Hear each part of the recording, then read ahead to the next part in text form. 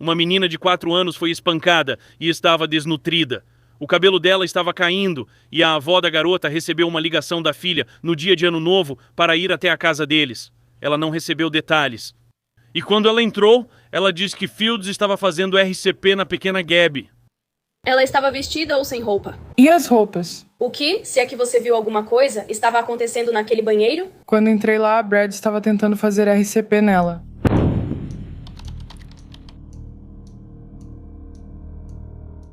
Gabrielle Renee Barrett, ou Gabby, como era chamada, nasceu em 3 de julho de 2013, filha de sua mãe, Candice Mullins Dias, e de seu pai, Kyle Barrett, em Dearborn, Michigan. Diziam que ela era uma menina amigável, animada e feliz, que também adorava Frozen. Os pais de Gabby se separaram antes de ela completar 1 ano, em 2014. Então, em janeiro de 2015, sua mãe, Candice, começou um novo relacionamento com um homem chamado Brad Fields, e ela foi morar com ele pouco tempo depois. Ao fazer isso, Candice deixou Gabby aos cuidados de sua mãe, Cynthia Dias.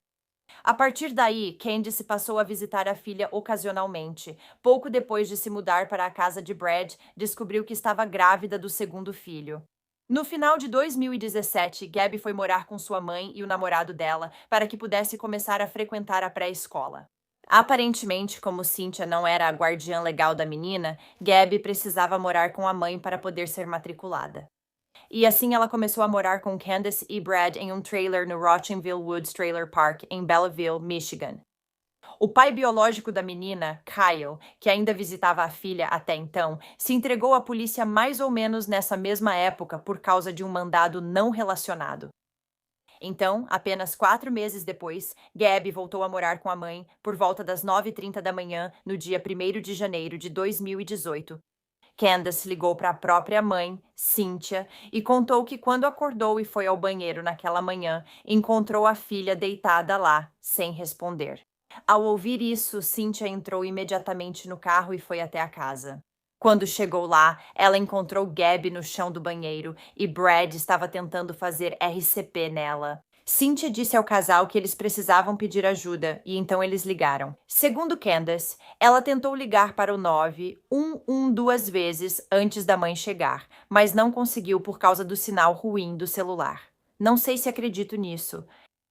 Quando os socorristas chegaram, a menina de 4 anos estava inconsciente e sem respirar. Os paramédicos perceberam que Gabby tinha hematomas no rosto, vômito no cabelo e no nariz, e o que pareciam ser queimaduras graves nas pernas, pés, nádegas e braços. Ela foi levada ao hospital St. Joseph Mercy, em Ann Arbor, e declarada morta pouco após chegar. Quando as autoridades falaram com os 2 adultos que estavam na casa naquela noite, Brad, namorado da mãe de Gabby, recusou-se a dar detalhes sobre o ocorrido. A mãe de Gabby, Candace, apresentou sua versão dos fatos.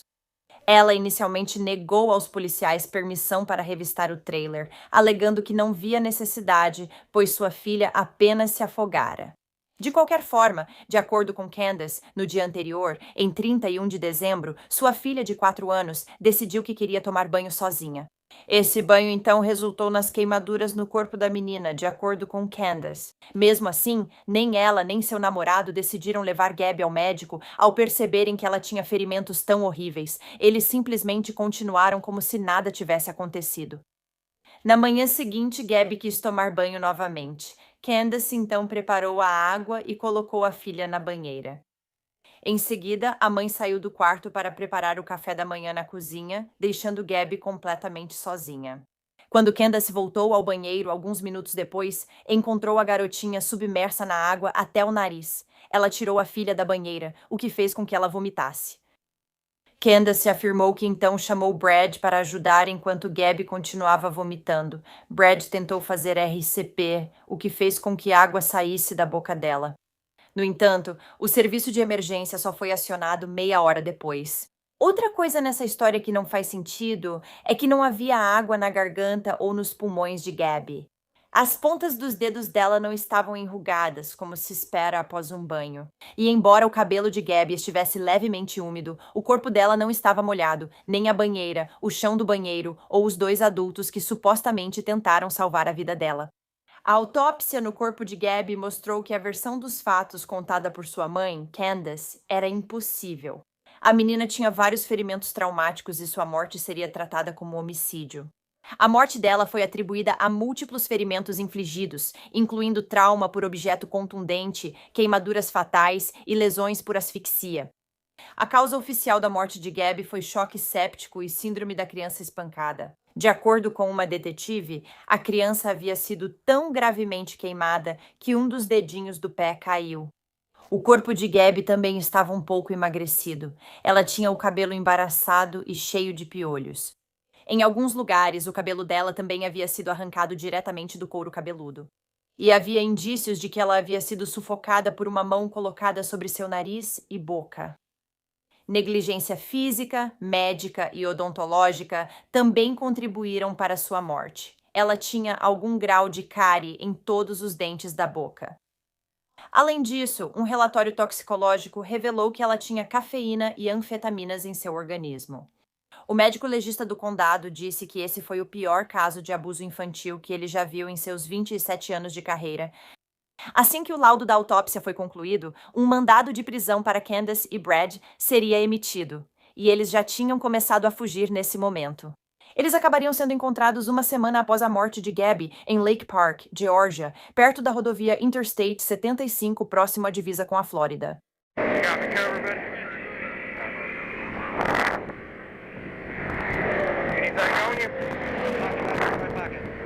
Estacionamento de frente, sim, senhor. Não faça isso. Espera, pode ir sem problema, viu? Isso posso tirar o cinto se quiser. Apenas a mão direita, mão seca.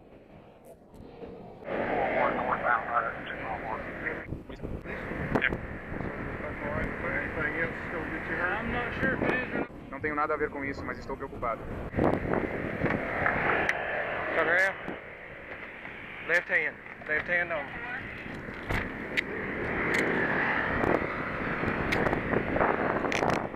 Segundo Candace, eles não tentavam fugir. Tudo foi um mal-entendido. Na verdade, iam para Michigan para se entregar. De qualquer forma, ambos foram presos e extraditados de volta para Michigan, onde foram acusados de homicídio, felony murder, homicídio em segundo grau, abuso infantil em primeiro grau e tortura. Aparentemente, o casal também já tinha problemas com a justiça. Em 2006, Brad havia se declarado culpado por portar uma arma escondida. Em maio de 2016, a polícia foi chamada ao trailer onde Candace e Brad moravam, por acusações de violência doméstica. Quando chegaram ao local, os policiais encontraram um cachorro baleado e sangrando. Candace contou às autoridades que seu namorado, Brad, a havia socado várias vezes. Ele a golpeou na cabeça, pegou seu celular e o quebrou para impedir que ela chamasse a polícia. Ela contou que ele atirou na perna do cachorro e gritou: "Vê se consegue correr mais rápido que essas balas." Mas ele nunca atirou em Candace. Parentes afirmam que não foi a única vez que o relacionamento do casal ficou violento. A prima de Brad disse que Brad era uma pessoa muito violenta e assustadora, e dava para perceber que ele tinha todo tipo de controle sobre Candace. Se outro homem entrasse na sala, ela abaixava a cabeça e não podia falar ou tinha que sair da sala completamente.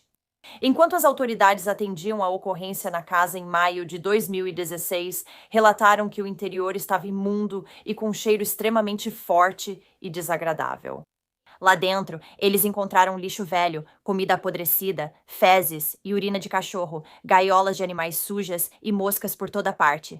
A polícia também encontrou vários cachimbos de crack, uma máscara de gás, uma arma de choque, várias facas, munição e diversas armas de fogo.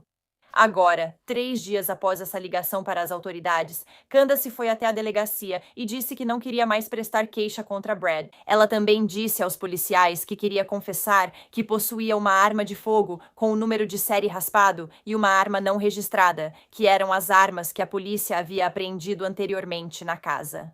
Candace foi presa e acusada, mas acabou sendo condenada apenas a cumprir pena em liberdade vigiada. Brad, por sua vez, não foi acusado de nada no incidente nem de crueldade contra animais. Candace também informou aos policiais nesse momento que seu namorado sofria de esquizofrenia e não estava medicado. Na verdade, Candace e Brad tinham doenças mentais graves, que eles admitiram na época de sua prisão em conexão com a morte de Gabby. Nenhum dos dois estava sendo tratado para essas doenças também. Candace, de 24 anos, havia sido diagnosticada com transtorno bipolar, TEPT, depressão e ansiedade. Brad, de 28 anos, afirmou que havia sido diagnosticado com transtorno esquizoafetivo, ansiedade social, agorafobia e TEPT. Apesar de tudo isso, os serviços de proteção à criança nunca haviam aberto um caso envolvendo a família. Após a morte de Gabby, a polícia revistou sua casa e encontrou cocaína. Eles também encontraram coisas muito mais horríveis, incluindo vários pedaços de pele e tufos de cabelo no ralo da banheira, que mais tarde seriam identificados como pertencentes a Gabby. Um saco de lixo com gases ensanguentadas, tufos de cabelo com manchas de sangue, luvas plásticas, uma garrafa vazia de água oxigenada e frascos de pomada tópica foram encontrados na lavanderia. Os tufos de cabelo também foram identificados como pertencentes a Gabby, e o DNA de Brad e Gabby foi encontrado no par de luvas recuperado. No quarto da menina de 4 anos, não havia roupa de cama alguma, e o colchão onde ela deveria estar dormindo estava encostado na parede. Quando os celulares de Brad e Candace foram analisados, as autoridades encontraram mensagens entre eles discutindo os acidentes de Gabby no banheiro e os métodos de disciplina aplicados. Essas mensagens revelaram, em parte, que Brad havia agredido Gabby repetidamente, frequentemente a submetia a banhos frios, a espetava com um garfo, fazia ela dormir no chão frio, arranhava as costas dela com as unhas, batia em sua boca e dava a ela Adderall sem prescrição médica. Em uma mensagem, Brad disse a Candace que deu 2 tapas na boca da filha dela após ela urinar nas calças. Em outra mensagem, Brad diz para Candace: vai machucar muito ela se ela não parar de urinar em si mesma ou de fazer cocô no chão. Então, em uma mensagem que Candace enviou para Brad, a mãe instrui ele a bater na filha dela depois de um acidente no banheiro. Uma vez, Brad enviou para Candace uma foto dele fazendo Gabby usar um saco de lixo. Candace apenas respondeu perguntando se ele queria um McDonald's. Houve até uma mensagem em que Brad tinha cogitado urinar em Gabby, ou até mesmo afogá-la na própria urina dele. Autoridades acharam mensagens em que Candace pede a Brad para eliminar provas enquanto Gabby era levada às pressas ao hospital, pois ela provavelmente iria para a cadeia. Ela também informou a ele que tinha chegado ao limite e que iria tirar a própria vida.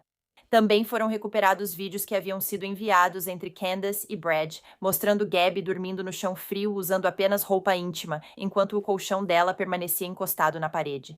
Acabou sendo descoberto que, no dia em que Gabby morreu, Candace estava dando banho na filha para tentar limpar as queimaduras dela, como ela mesma disse. A mãe estava segurando a filha, tentando esfregar as queimaduras e fazer a pele sair, o que fez Gabby gritar de dor. Os gritos irritaram Brad e ele disse para Candace que não aguentava mais.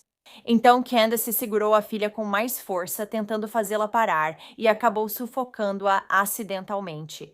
A mãe admitiu que estimava que a dor que a filha sentia ao tentar esfregar a pele das queimaduras, numa escala de 1 a 10, era como 99 ou 100. Candace também sabia como era a dor de ter uma queimadura na pele.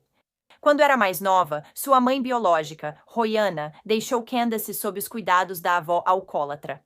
Enquanto cuidava de Candace, a avó adormeceu com um cigarro aceso. Isso resultou em queimaduras em 46% do corpo de Candace, o que exigiu várias cirurgias e ela precisou ficar meses no hospital. Tanto Royana quanto a avó de Candace foram presas e acusadas de abuso criminal em 2º grau. Royana chegou a fazer algumas ligações para sua filha Candace enquanto estava na prisão, mas depois de um tempo, essas ligações pararam, e o verdadeiro pai de Candace também estava preso na época.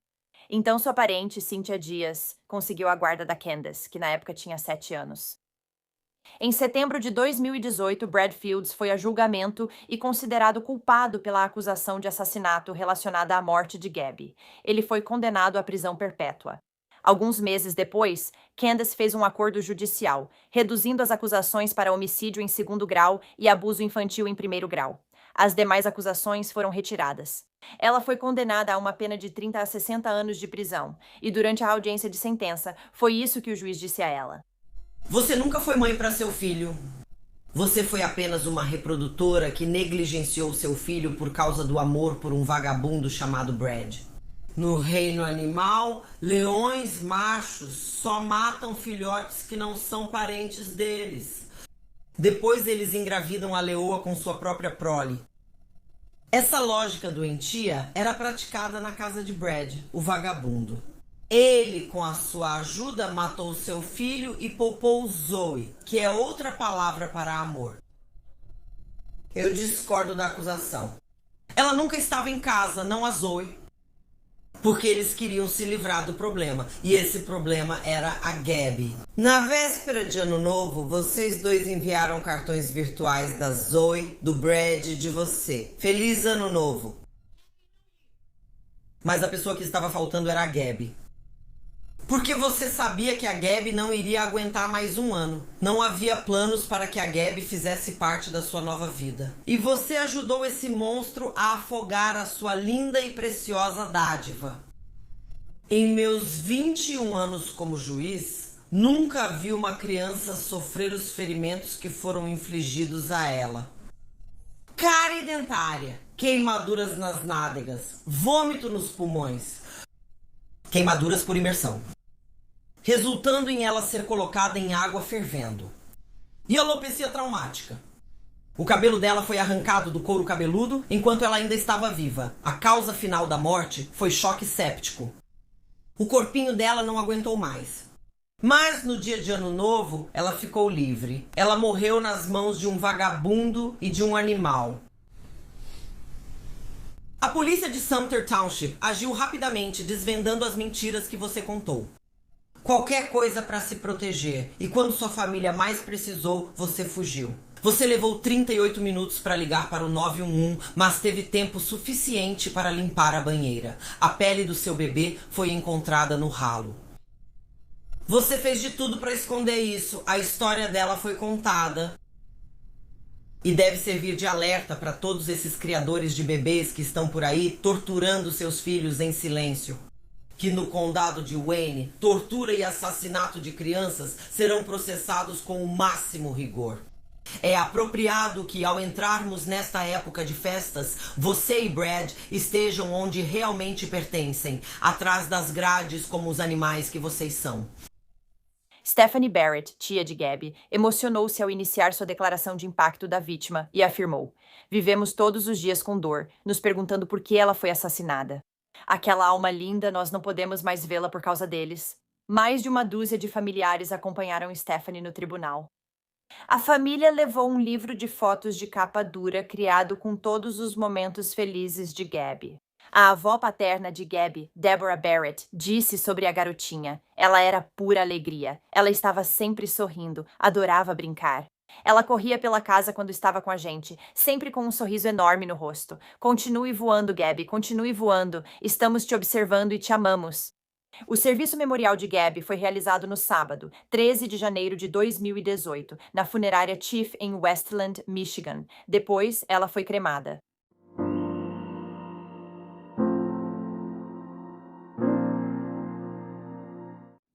Obrigada por ouvirem a história da Gabby hoje. Isso me deixa ainda mais revoltada que a mãe dela, Candace, tenha sofrido queimaduras horríveis na própria pele quando era criança, e mesmo assim fez a própria filha passar pela mesma tortura inimaginável. Candace e o namorado dela, Brad, são seres humanos deploráveis pelo que fizeram com essa pobre menininha de 4 anos. O que você acha desse caso? A amiga dela ligou e perguntou se a menininha podia passar o fim de semana com ela. Ela concordou. Era o fim de semana do Halloween e ela sabia que sua filha de 15 meses se divertiria distribuindo doces e vendo as crianças fantasiadas. Mas esse seria um fim de semana do qual ela acabaria se arrependendo profundamente.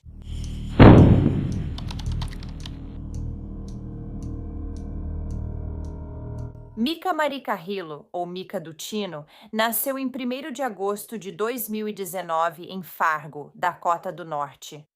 Seus pais eram Manuel Carrillo e Cheyenne Dutino. Mika era uma garotinha animada e carinhosa, sempre rindo. Ela começou a andar perto do 1º aniversário e era muito querida pelos primos e irmã. Mika era um bebê muito boazinha, que raramente chorava e adorava dar abraços e beijos na família o tempo todo. Por razões desconhecidas, desde que Mika nasceu, ela estava sob a guarda de sua tia, Amanda Carrillo. E apenas alguns meses depois que Mika nasceu, sua mãe biológica morreria de causas desconhecidas e seu pai seria preso por fugir em um veículo, posse de metanfetamina, direção imprudente e dirigir com a carteira suspensa. Então, como Amanda tinha a guarda de Mika há tanto tempo, ela a considerava mais como uma filha do que como uma sobrinha. E Amanda também tinha filhos que todos adoravam sua prima ou irmã, Mika. No fim de semana do Halloween de 2020, uma amiga de longa data e confiável da família, Brandy Adelke, pediu para Amanda se Mika poderia dormir na casa dela nesse período. Brandy já tinha cuidado dos outros filhos de Amanda antes, sem nenhum problema. Então, quando ela pediu para Mika passar o fim de semana, Amanda pensou: por que não? Ela sabia que Mika iria se divertir, talvez distribuindo doces e vendo as crianças pedindo gostosuras ou travessuras. Então, no dia antes do Halloween, 30 de outubro, Amanda deixou Mika no apartamento de Brandy em Fargo, Dakota do Norte. Depois do fim de semana, Amanda foi à casa de Brandy buscar Mika. Foi aí que Brandy disse para ela que Mika estava com febre porque alguém na casa tinha contraído Covid e que elas precisavam ficar de quarentena juntas por 2 semanas. Então ela disse que precisaria ficar com Mika na casa dela por mais 2 semanas. Amanda, por algum motivo, concordou com isso. Se fosse meu filho, eu não me importaria. Eles voltariam para casa comigo e não ficariam mais 2 semanas na casa de um amigo. Mas essa é só a minha opinião. Então, mais de 2 semanas depois, quando o período de quarentena já deveria ter acabado, no dia 20 de novembro, Brandy apareceu na casa da Amanda, mas ela não estava com a Mika. Ela disse para Amanda que a Mika estava a caminho do hospital, mas era só porque ela estava doente. Ela só estava doente, não tinha mais nada de errado. Foi o que Brandy disse. Depois, falou para Amanda que a encontraria no hospital. E a Amanda se perguntou por que a Brandy não tinha ido na ambulância com a Mika. Ela tinha só 15 meses de idade. Isso é um pouco estranho. Então a Amanda correu para o Sanford Health, onde a Mika tinha sido levada. Quando chegou, a Amanda viu que havia funcionários do conselho tutelar, além de policiais que seguravam sacos de papel pardo para evidências e réguas que seriam usadas para medir os ferimentos da Mika. Eles tinham equipamentos para registrar evidências. Isso imediatamente fez a Amanda se sentir enjoada, e a Amanda não conseguiu se controlar. Ela olhou para a Brandy e disse: "O que você fez com a minha sobrinha?" E a Brandy respondeu: "Ela só está doente. Ela só está doente, Amanda. Ela está bem. Ela vai ficar bem." Amanda respondeu gritando: "Isso não parece bom." Quando os policiais no hospital falaram com a Amanda, ficou muito claro que a Brandy estava mentindo. A Mika estava muito pior do que simplesmente doente. Na verdade, Mika foi gravemente abusada naquele fim de semana na casa da Brandy. A menininha tinha sido espancada, queimada com produtos químicos, forçada a beber álcool e estuprada de várias formas. Devido aos ferimentos de Mika, ela ficou sob cuidados dos serviços de proteção ao chegar ao hospital. E, infelizmente, os médicos tiveram que colocar a pequena Mika em suporte de vida devido aos seus ferimentos extensos, e ela não apresentava atividade cerebral.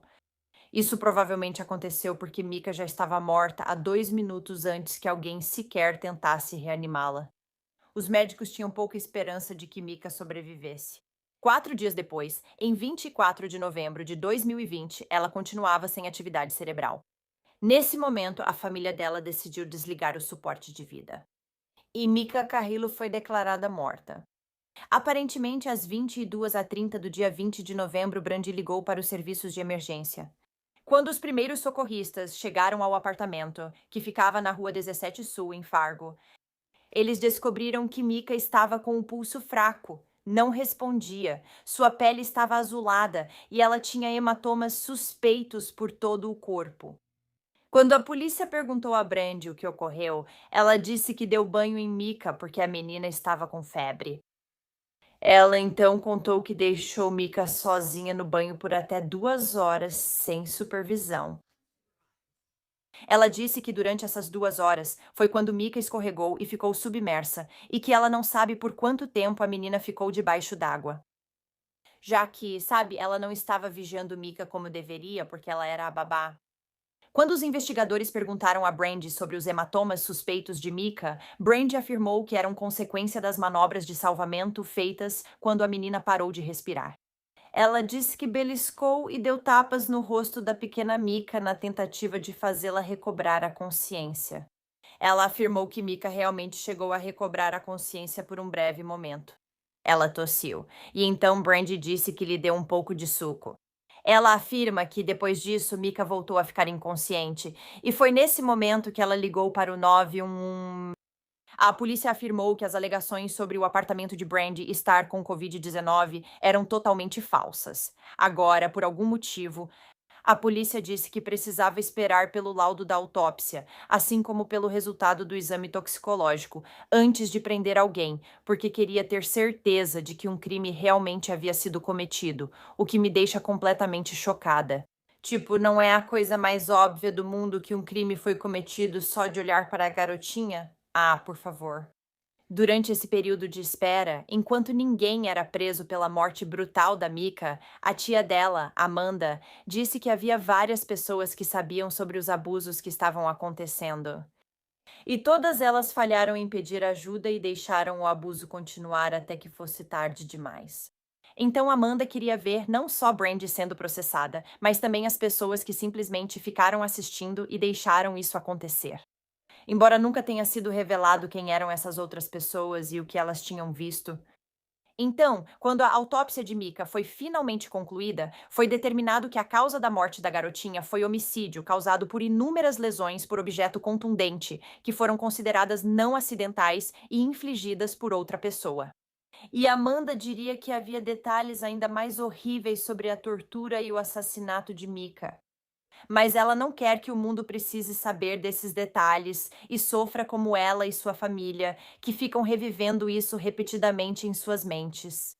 Então, em 14 de janeiro de 2021, Brandy Adelke, de 37 anos, foi presa e acusada. Ela foi acusada de uma acusação de homicídio e uma acusação de abuso infantil como crime grave. Brandy pediu uma fiança de $1.000 e queria ficar em prisão domiciliar em vez de ficar presa até a data do seu julgamento. Ela disse que era porque tinha começado um novo emprego recentemente. Ok, e você acabou de matar uma criança, então seu novo emprego que se dane. O tribunal, em vez disso, impôs a ela uma fiança de $1 milhão. Em setembro de 2021, quando seu julgamento começou, Brandy Adelke se declarou culpada de uma acusação de homicídio e uma de abuso infantil no Tribunal Distrital do Condado de Cass, depois de inicialmente ter se declarado inocente. Agora ela enfrentava uma pena máxima de prisão perpétua. Durante o julgamento, a promotora do estado disse ao tribunal que Mika estava coberta de hematomas da cabeça aos pés. E ele acrescentou: normalmente eu digo isso de forma metafórica, mas não neste caso. A advogada de defesa de Brandy disse que cuidar de Mika acabou sendo demais para ela. E em vez de pedir ajuda, ela acabou cometendo um erro trágico. Mas todos os ferimentos naquela garotinha são muito mais do que apenas um erro. E quando chegou a hora da família de Mika ler em voz alta suas declarações de impacto da vítima, Brandy começou a chorar. Uma carta escrita pela avó de Mika, Cindy Carrillo, foi lida em voz alta. Ela relatou como ela e a família precisaram desligar os aparelhos de suporte à vida da neta apenas 3 meses após comemorarem seu primeiro aniversário. Meu marido e eu tivemos que ver nossa família ouvir a notícia devastadora sobre uma linda menininha que foi espancada e torturada por alguém em quem confiávamos. Tivemos que ver nosso filho tomar a decisão mais difícil da vida dele, desligar os aparelhos e deixar sua bebê parar de sofrer. Eu não desejaria isso para ninguém, nem mesmo para você, Brandy. Ela também acrescentou que a polícia disse à família para não ler o laudo da autópsia de Mika, porque isso os mudaria para sempre. E uma das coisas que Amanda dizia enquanto lia sua declaração de impacto da vítima era: eu não entendo como você tira a vida de uma criança inocente e o que ela poderia ter feito de tão ruim para te fazer machucá-la assim. Eu sei que nunca vou conseguir as respostas para essas perguntas. Eu sinto dor toda vez que entro pela porta porque falta alguma coisa. Eu sinto dor quando ouço meus filhos rirem porque a risada da Mika está faltando. E Amanda também disse que nunca vai se perdoar por ter deixado Brandy cuidar da sua sobrinha Mika naquele fim de semana. Brandy também disse que não queria que isso acontecesse. Não entendo como não queria aqueles ferimentos, pois não foram acidentais. Me desculpe a família. Me desculpe, eu não queria que nada disso acontecesse. E eu sinto muito. Eu sinto dor toda vez que entro pela minha porta porque falta alguma coisa. Sinto uma grande dor sempre que ouço meus filhos rirem, pois falta um pouco dessa alegria. Foi há pouco mais de um ano que o mundo de Amanda Carrillo mudou para sempre. Nunca em 1 milhão de anos, ela cuidou dos filhos de quase todo mundo e ninguém jamais pensou que ela faria algo assim. Amiga da família Carrillo há mais de 5 anos, Brandy Adelke passava a noite com Mika, de 15 meses, em seu apartamento no sul de Fargo, em novembro, quando, segundo seu advogado, ela não aguentou mais. Não entendo como você matou uma criança inocente. E o que ela poderia ter feito de tão ruim para que você a machucasse? Quando foi internada, médicos e investigadores encontraram traumas de objeto contundente por todo o corpo de Mika. Detalhes horríveis. O promotor de Cass, Ryan Youngren, não quis comentar. Em uma carta ao tribunal escrita pela avó de Mika, Cindy, ela falou sobre a imensa dor sentida pela família. Palavras que emocionaram até mesmo o promotor experiente. A irmã de 3 anos de Mika, Octavia, pergunta: quando Mika crescer, ela vai acordar e brincar comigo? Como explicar isso para uma criança de 3 anos? Não desejaria isso nem para você, Brandy. A sentença de Adelke vem diretamente dos desejos do pai de Mika, que Carrillo diz ter sido categórico. Ele não queria que Adelke passasse o resto da vida na prisão. Eu a perdoaria, mas não esqueceria o que fez. Ela diz: dar prisão perpétua não trará minha filha de volta. Carrillo afirma que sua família nunca mais será a mesma, mas está feliz que Adelke assumiu a responsabilidade. A justiça nunca será plenamente feita sem Mika aqui no mundo. Ela foi sentenciada por um juiz do Tribunal Distrital do Condado de Cass a 50 anos e poderá ser elegível para liberdade condicional após 30. E eu só queria observar também que muitos veículos de notícias relataram que ela recebeu apenas 30 anos. No entanto, ela realmente recebeu 50. Como eu disse, após 30 anos ela pode receber liberdade condicional. Uma missa fúnebre privada para Mika foi transmitida ao vivo no sábado, 6 de fevereiro de 2021. E em agosto de 2021, a família de Mika celebrou o que teria sido seu 2º aniversário. A família disse que cada dia é um lembrete da vida que foi tirada cedo demais. E Amanda disse que a irmã de Mika, Octavia, se volta para a urna de Mika todas as noites. Ela canta para ela Rockabye Baby e então beija a urna e diz: ela está lá em cima. Depois ela sorri e diz para Amanda: agora vou dormir.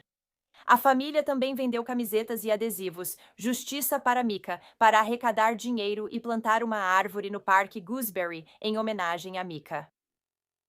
Bem, obrigada por ouvir toda a história da Mika hoje. Como eu disse, ainda tenho muitas perguntas sem resposta nesse caso. A primeira é: por quê? Qual foi o motivo dessa mulher? Especialmente depois de ser amiga da Amanda e da família por anos. E será que a Brandy disse para Amanda que alguém na casa estava com Covid porque ela já estava parecendo meio machucada e queria talvez dar um tempo para ela se recuperar? Claramente ela não disse, mas talvez esse fosse o pensamento. Ou isso já estava planejado com antecedência? Por isso, ela precisava mantê-la por mais 2 semanas.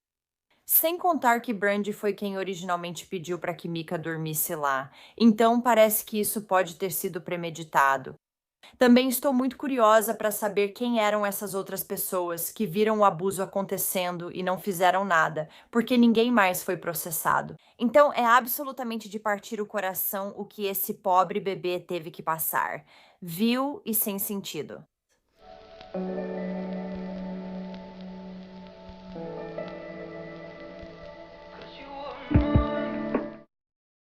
A bebê Brianna Lopes nasceu no dia de São Valentim, de 2002. Na época de sua morte, ela tinha apenas 5 meses de idade. 5 meses. Ela nasceu em Las Cruces, Novo México, filha de sua mãe, Stephanie Lopes, e de seu pai, se é que podemos chamá-lo de pai, Andrew Walters. Os 3 moravam em um trailer em Las Cruces, Novo México. Além dos 3, eles também tinham outra criança que tinha 18 meses na época, Andy Jr., e sua avó, Patricia Walters, também moravam lá. Na noite do incidente, estavam lá 2 outros tios dela. Um tinha só 8 anos e não se envolveu. E o outro se chama Stephen Lopes, que na verdade é o irmão gêmeo de Stephanie Lopes. E ele é tão monstruoso quanto Stephanie e Andrew nesse caso. Em 19 de julho de 2002, foi feita uma ligação por volta das 10h da manhã. Stephanie Lopes ligou para o 911 relatando que a bebê Brianna não respondia nem respirava.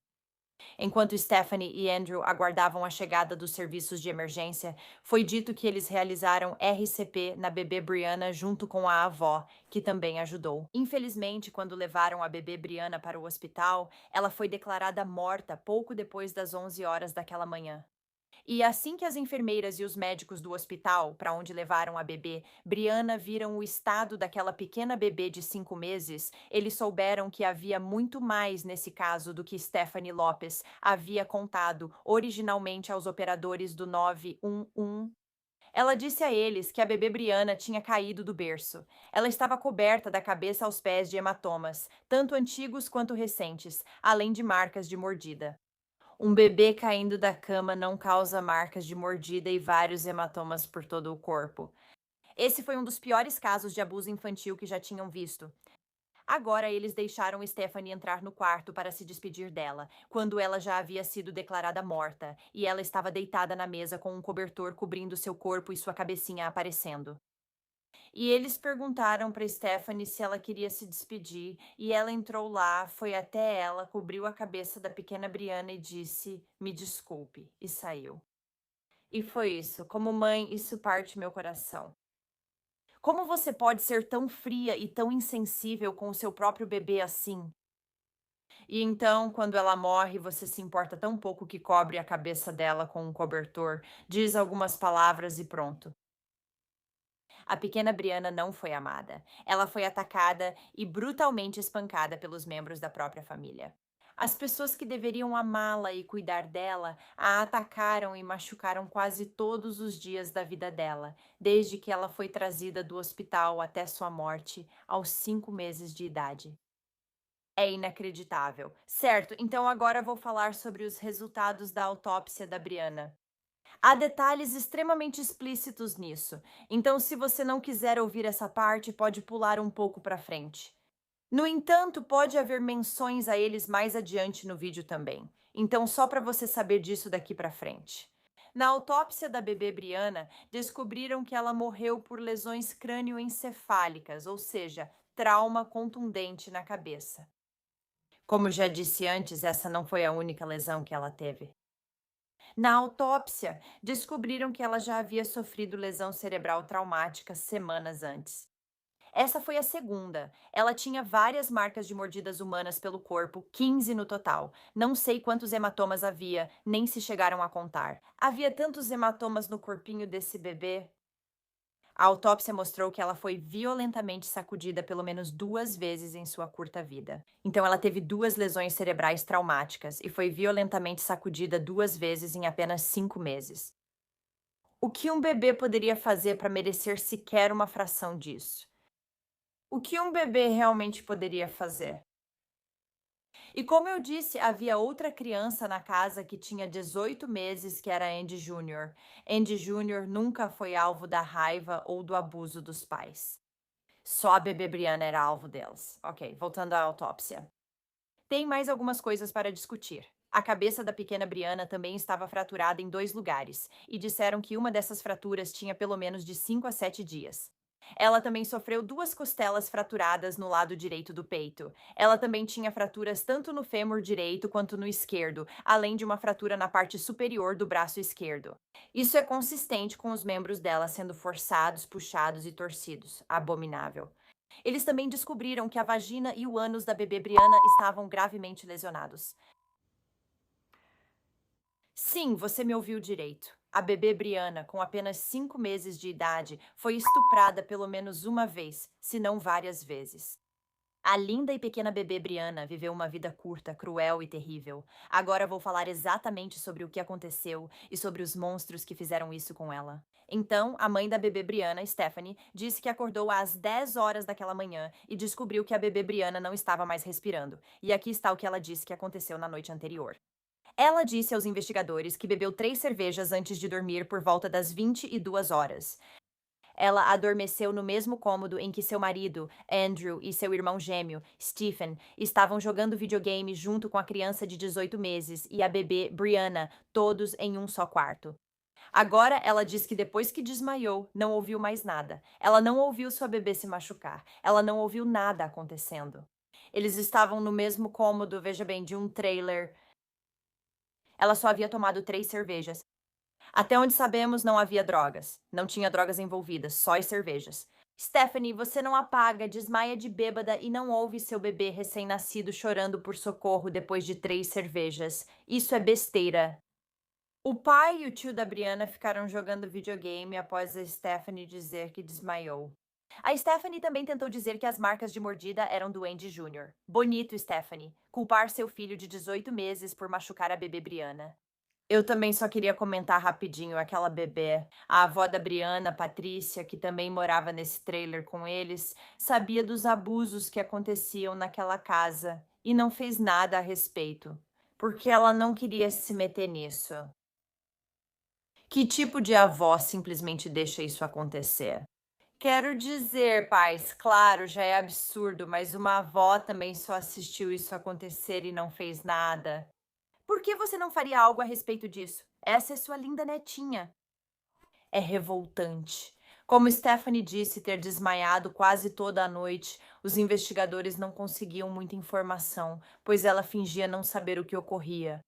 Stephanie continuou contando aos investigadores que os hematomas da Brianna, ou pelo menos alguns deles, eram porque ela tinha visto André, o pai, seu marido, jogando a bebê Brianna para cima cerca de uma semana atrás e deixando ela bater no teto. Quando ela viu isso, disse que mandou ele parar porque ele ia machucar a bebê. Mas será que mandou mesmo? Se eu visse alguém fazendo isso com meu filho, minha reação seria mais do que um simples não faça isso.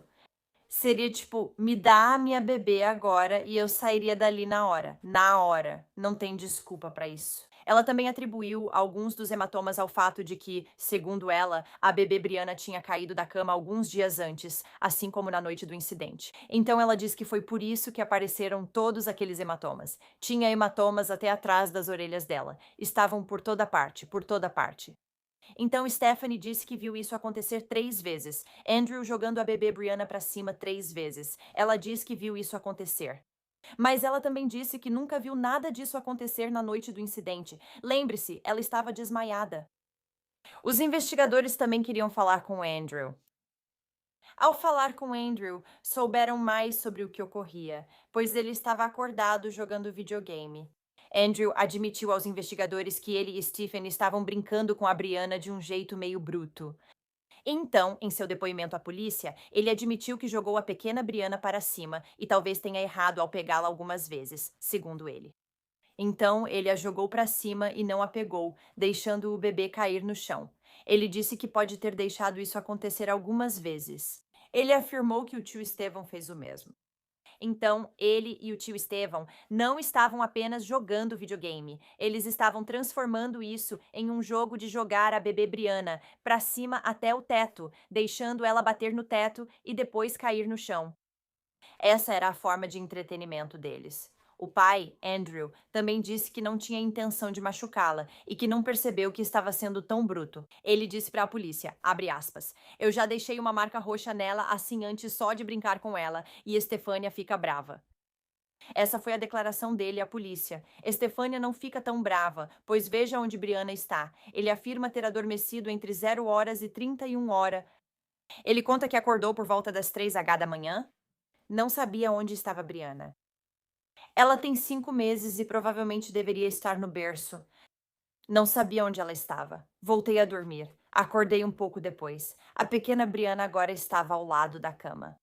Ele disse que brincou com ela, deu um cobertor e mudou a fralda dela. Depois colocou ela de volta na cama. Ele disse que na segunda vez que acordou com Brianna foi por volta das 3h da manhã.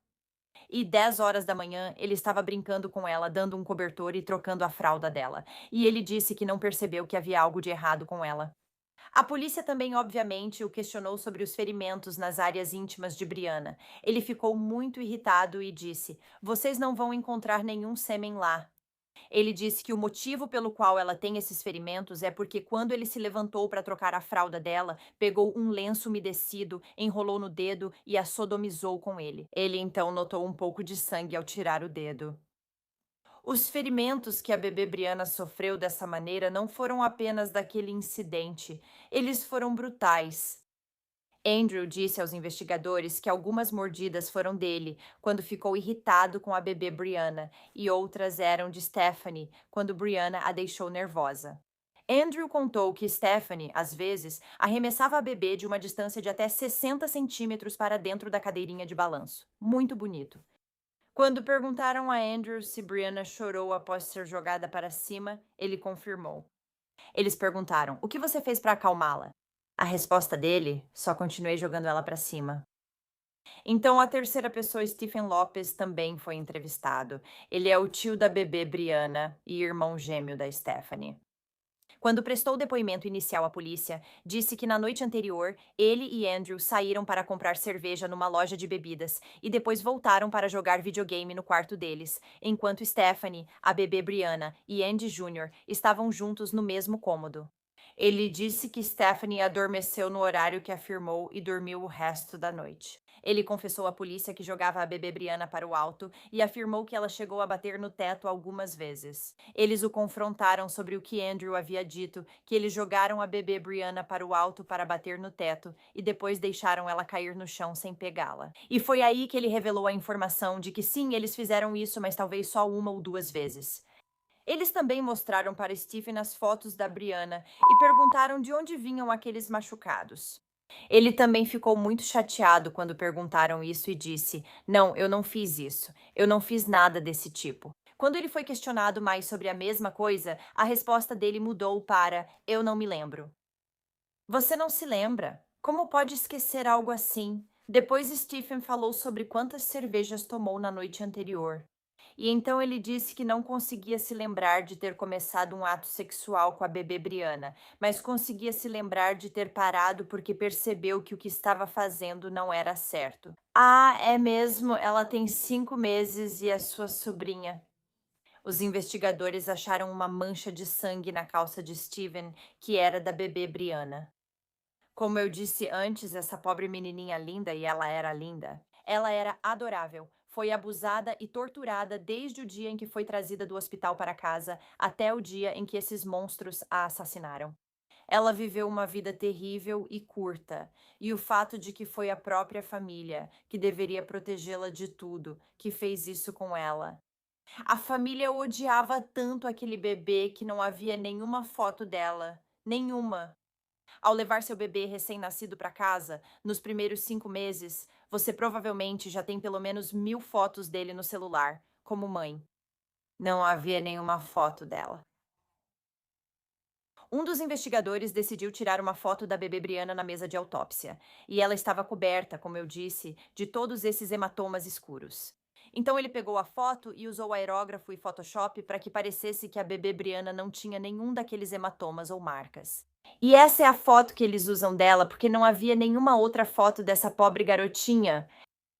Você acredita nisso? Eu fico feliz que o investigador tenha feito isso, porque se não fosse por ele, a gente não teria ideia de como era essa menininha doce. E eu acho que é importante dar um rosto à vítima, porque isso torna tudo mais real e impacta mais.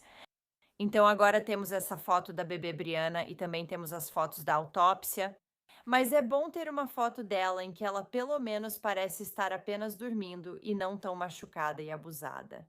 Nesse momento, o irmão da bebê Brianna e o tio dela, de 8 anos, foram levados para a custódia protetiva. Como disse, só a bebê Brianna foi vítima desses abusos, não eles. No entanto, é inimaginável que essas duas crianças provavelmente estavam assistindo a esse abuso e tortura da irmãzinha e sobrinha o tempo todo. Dito isso, veja as acusações que cada um recebeu. Stephanie Lopes foi inocentada de abuso infantil intencional, mas condenada por abuso infantil que resultou em morte. Ela recebeu uma sentença de 27 anos, o que eu acho que não é tempo suficiente. E embora ela não tenha sido a causa da morte da bebê Brianna, ela esteve envolvida no abuso e foi uma das pessoas que não fez nada para impedir que isso acontecesse. Ela é tão culpada, tão má e doente quanto o irmão e o marido dela.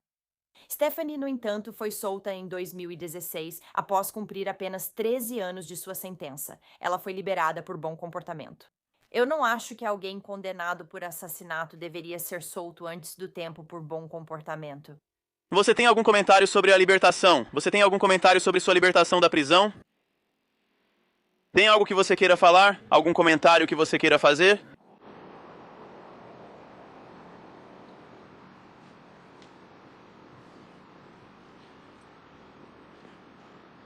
Algum comentário? Você já saiu da prisão? Já fazem 12 anos desde sua libertação?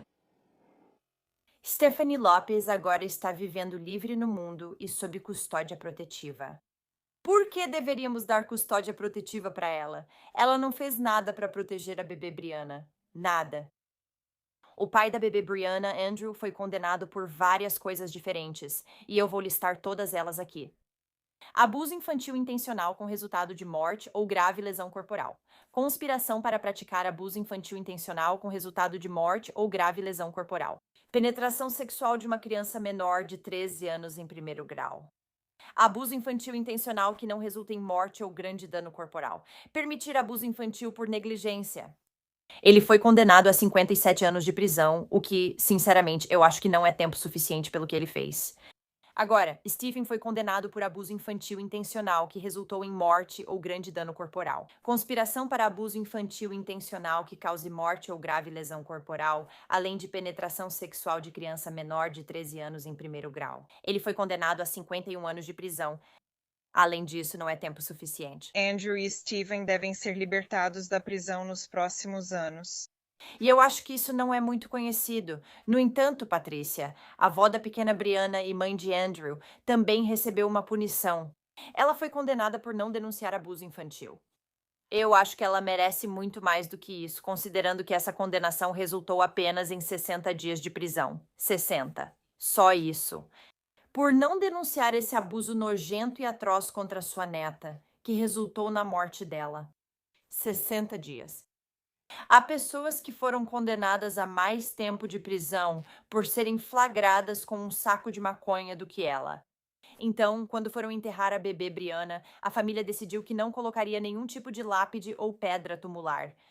Eles simplesmente a enterraram e colocaram um marcador para saberem onde ela estava enterrada. E foi só isso. Sem flores, nada.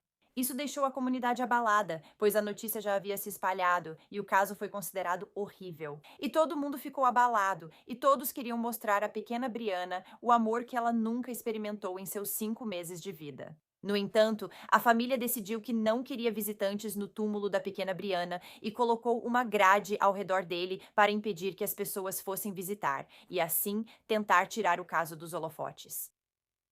Isso não funcionou. Teve o efeito oposto e mais pessoas ouviram sobre o caso.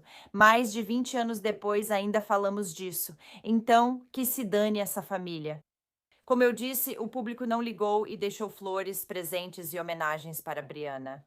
Eles fizeram uma petição para colocar uma lápide e, eventualmente, conseguiram colocar um banco em memória dela. Não há lápide, apenas uma pequena cruz de madeira marcada com o nome da pequena Brianna Lopes e as datas de sua curta vida. Do lado de fora, o túmulo é cercado por uma grade de malha preta. O túmulo de Brianna atraiu muitos visitantes do público, então a família dela colocou essa grade. Eu entendo que eles não queiram que as pessoas venham incomodá-la, mas não acho que seja incômodo vir aqui e, sabe, colocar flores, ursinhos de pelúcia. A grade foi instalada para afastar as pessoas, mas como pode ver, isso não está acontecendo. Tem alguns enfeites de Natal novos. Os visitantes levantaram a tela das bordas para poder colocar bichos de pelúcia e outras lembranças. E as pessoas ainda fazem isso, independentemente da grade. Na verdade, a grade chama ainda mais atenção. Centenas de milhares de pessoas do mundo todo já fizeram petições para que a grade seja removida e uma lápide seja colocada. McCullough integra a Fundação Lembre de Mim, que arrecada fundos para memoriais de vítimas de abuso infantil. A organização mandou fazer este banco para Brianna, mas não foi fácil conseguir colocá-lo lá. A família não queria nada aqui e o cemitério estava apoiando os desejos deles. Após meses de trabalho e com apoio da promotoria, o banco foi colocado. Placas foram adicionadas esta semana. McCulloch diz que isso ao menos é um passo para dar a Brianna o lugar de descanso que merece. É definitivamente um memorial para finalmente dar um nome a ela. Então, assim como eu, você provavelmente está se perguntando: por que alguém faria isso? Quem poderia fazer isso com uma garotinha? Por quê? Qual é o motivo? Um possível motivo para o crime que eu ouvi é que eles poderiam ter acreditado que a bebê Brianna não era filha biológica de Andrew, o pai dela. É possível que Stephanie tenha traído ele enquanto ele estava na prisão e que essa criança fosse de outra pessoa, e por isso ela recebeu a maior parte dos abusos. Eles disseram que fizeram um teste de DNA na bebê Brianna após sua morte e descobriram que ela era realmente filha biológica de Andrew. Então, todo aquele abuso e toda aquela tortura, e por um motivo que nem sequer existe, sem contar porque Stephanie não foi o alvo da raiva de Andrew, se foi ela quem o traiu. Não foi culpa da pequena Brianna, foi culpa da Stephanie. Por que ele não teria direcionado isso a ela? A pequena Brianna está sendo lembrada e amada por tantas pessoas ao redor do mundo. E é incrível que ela finalmente esteja recebendo esse carinho de tantas pessoas que ela não recebeu da própria família. Queria que isso tivesse acontecido enquanto ela ainda estava viva. Ela merecia muito mais. Funcionários notaram hematomas no bebê e acionaram a assistência social após um incidente em que a mãe veio buscá-lo. Ele se virou, olhou para ela, e a sensação era horrível, como se ele apenas estivesse assustado. Você já viu algo assim? Em 10 anos trabalhando nesta creche particular, nunca vi ninguém olhar para a mãe daquele jeito. Quando ele morreu, sabíamos que era grave, mas não fazíamos ideia de quão grave a situação realmente era. Parte o coração saber que mandávamos aquele garotinho para casa para aquilo todos os dias.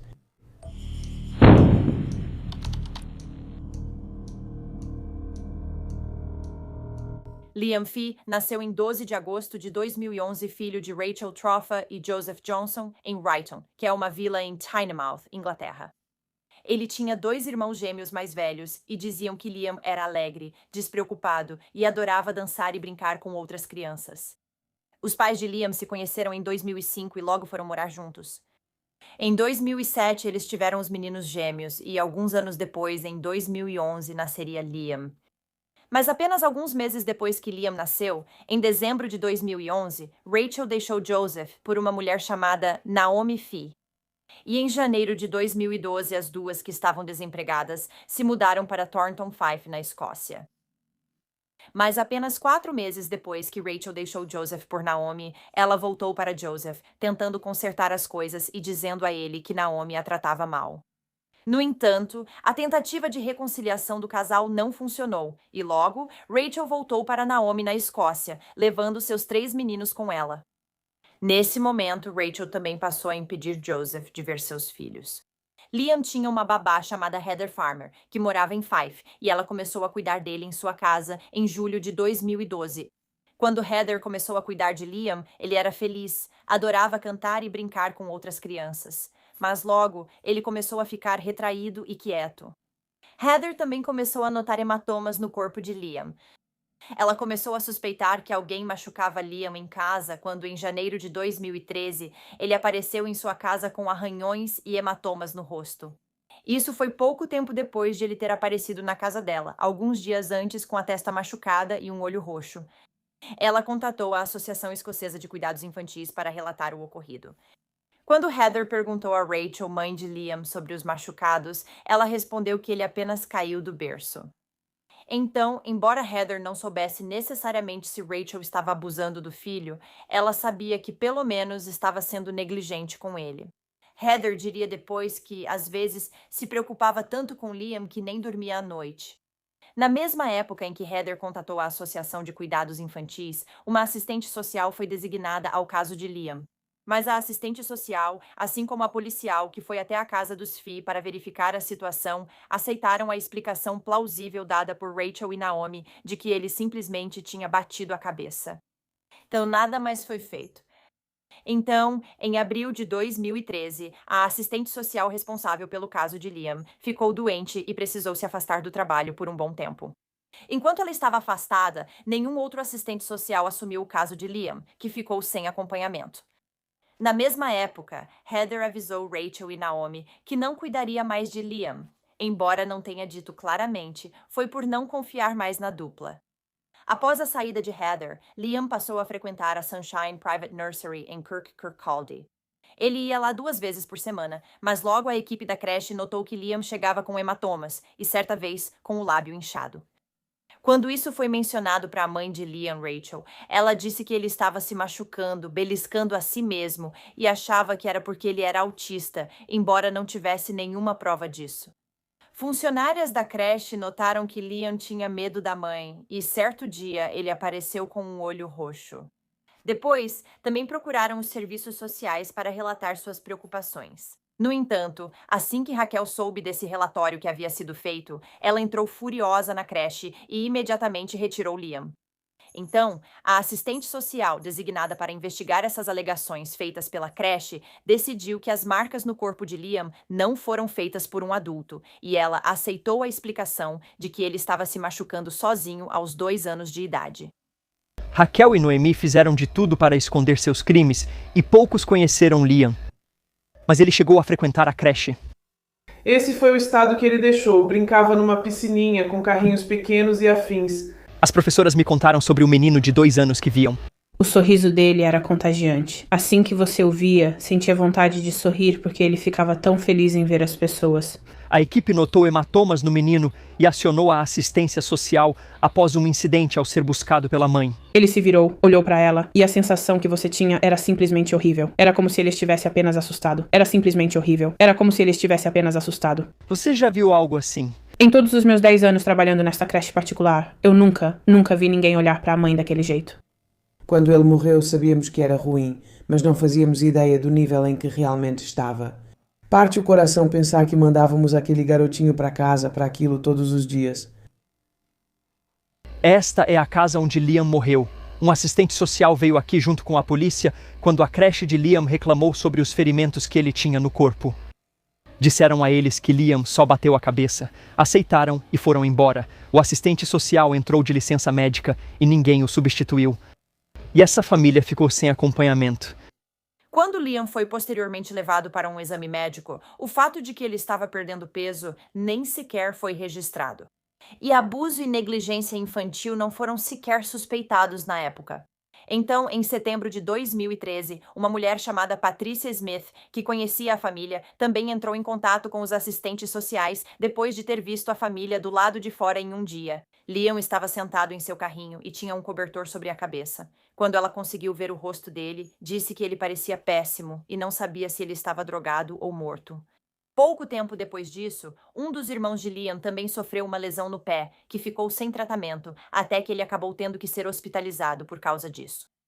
Uma vizinha denunciou a lesão à assistente social, mas não teve resposta.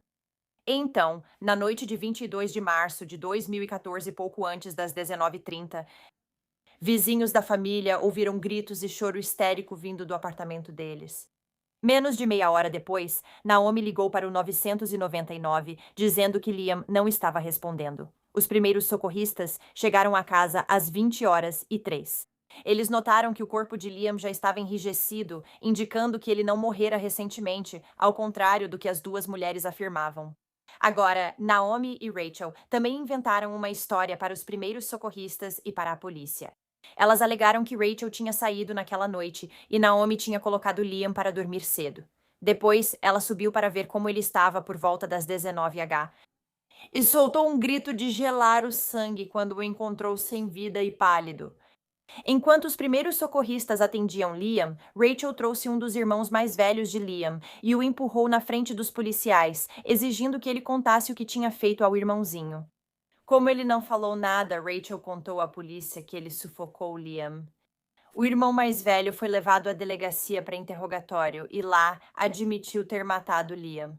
Ele disse que foi porque seu irmãozinho recebia mais atenção e ele ficou com ciúmes. No entanto, mais tarde, quando a autópsia de Liam foi concluída, ficou claro que ele não havia morrido por asfixia. Quando o corpo de Liam foi examinado, descobriram que o coração do menino havia se rompido devido a múltiplos golpes no peito. A patologista descobriu que ele tinha mais de 30 ferimentos diferentes, incluindo uma fratura no fêmur e uma fratura no braço. Os ferimentos de Liam lembravam os de vítimas de acidentes de carro com lesões graves por impacto. A autópsia também determinou que o peso corporal dele estava extremamente baixo, ainda mais baixo do que estava 8 meses antes. Pouco tempo depois de sua confissão inicial, o irmão mais velho de Liam diria que inventou toda a história e que não tinha matado Liam. Ele disse que naquele dia, Naomi na verdade o arrastou para o quarto do irmãozinho e mostrou o corpo sem vida de Liam, dizendo: "Olha o que você fez com ele." Ele disse que Naomi então pegou sua mão e a enfiou na boca de Liam, dizendo: "Você matou o Liam", tentando deixar vestígios do DNA do menino para que pudessem culpá-lo depois. A polícia examinou o histórico de buscas de Naomi e Rachel e encontrou evidências comprometedoras. Dias antes de Liam morrer, as duas haviam pesquisado no Google sobre morfina para crianças. A assistência social pode entrar na minha casa? Uma fratura no quadril se cura sozinha? Esposas podem ir para a prisão juntas? E é possível morrer de um quadril quebrado? Então, claramente, Liam havia sofrido alguns de seus ferimentos dias antes de sua morte, o que o teria deixado em grande agonia. Mas, em vez de buscar atendimento médico, a dupla pesquisou no Google: quanto tempo é possível viver com um osso quebrado?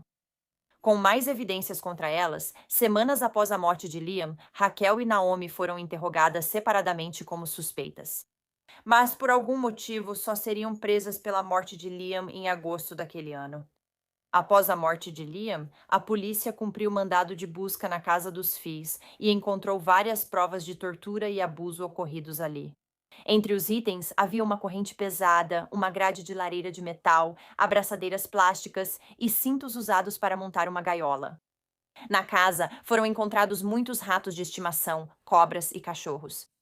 Uma investigadora da SPCA entrou na casa e removeu pelo menos uma dúzia só de cobras. Assim que a polícia conversou com os irmãos gêmeos de Liam, ficou claro que Naomi e Rachel vinham realizando ataques constantes contra os 3 meninos há anos. Ambos os irmãos de Liam foram interrogados separadamente por semanas por uma assistente social e uma policial. Aos poucos ficaram menos retraídos e assustados, começando a contar sua história. Uma das crianças relatou ter sido forçada a passar a noite em uma gaiola improvisada, com as mãos amarradas para trás por abraçadeiras plásticas. Ele também disse que suas mãos e pés, que tinham sido amarrados com essas abraçadeiras plásticas, inchavam tanto que Naomi o chamava de mãos de pudim. Bem, eu realmente não sei o que isso significa, mas, em uma ocasião, o menino foi amarrado a uma cama no quarto de Naomi e Rachel, e havia cobras naquele quarto. Naomi disse a ele que a jiboia comia meninos pequenos. Assustado, esse menino elaborou um plano de fuga e tentou escapar de casa 3 vezes, mas foi pego todas as vezes, trazido de volta e espancado. Ele também contou como Naomi o socava e pressionava o pé no pescoço dele com tanta força que ele desmaiava ou, às vezes, via luzes muito brilhantes. Esse era o garoto que também teve lesão no pé em janeiro de 2014. Mas, além de não levarem ele para receber cuidados médicos a tempo, Rachel e Naomi também pisaram e apertaram o pé machucado dele. Os 2 meninos também disseram que eram obrigados a tomar banho frio se molhassem a cama, o que era inevitável porque Naomi e Rachel não deixavam eles saírem do quarto depois de serem colocados para dormir à noite para ir ao banheiro. O outro irmão de Liam lembrou que teve que comer fezes de cachorro, o próprio vômito, e teve a cueca suja esfregada no rosto. Naomi mostrou um aparelho tipo furadeira a um dos meninos e disse que iria cortar suas partes íntimas com ele. Ela ainda mostrou à mesma criança uma serra, dizendo que usou para matar o pai dele. Em uma situação assustadora, as duas chegaram a colocar uma gaiola cheia de ratos na cabeça do menino. E ainda houve mais acusações feitas pelos irmãos de Liam sobre o abuso e tormento que eles sofreram. Esse abuso era extremo e interminável. Vizinhos contaram à polícia que não viam os meninos fora havia meses. E quando eles os tinham visto antes, as mulheres tentaram justificar os ferimentos de Liam dizendo que eram auto-infligidos e por causa do autismo dele. Os detetives estavam percebendo que Rachel e Naomi eram muito, muito próximas e que as crianças eram simplesmente um incômodo para elas. Mesmo com todas essas evidências vindo à tona, a mãe de Naomi, Janice Fee, afirmava que sua filha era inocente. Ela dizia saber tudo o que ocorreu na noite da morte de Liam. E eu tenho certeza de que ela sabia, porque naquela noite, Naomi ligou para ela às 19h36. Às 19h42 e às 19h44. No entanto, essas ligações foram posteriormente apagadas antes que Janice tivesse que entregar seu telefone para a polícia. Então, às 20h50, houve outra ligação telefônica de Naomi para Janice, e Janice afirma que foi nessa ligação que ela soube pela primeira vez que Liam havia morrido. Tudo bem, claro. O julgamento de Rachel e Naomi começou em abril de 2016 na Alta Corte de Livingston. O casal foi acusado de assassinar Liam, além de tratá-lo, negligenciá-lo e abandoná-lo intencionalmente, causando provável sofrimento ou lesão desnecessária. Entre janeiro e março de 2014, quando ele morreu, o casal realmente deixou Liam em um quarto escuro, sem qualquer estímulo físico ou mental, e também o drogavam para que ele dormisse. Também foram acusados de não buscar ajuda médica a tempo e de crueldade e negligência com os outros 2 meninos. Tanto Rachel quanto Naomi, é claro, negaram essas acusações. A juíza disse às mulheres que elas abusaram gravemente de suas responsabilidades parentais, causando danos físicos e mentais terríveis a Liam. E elas não demonstraram nenhum remorso.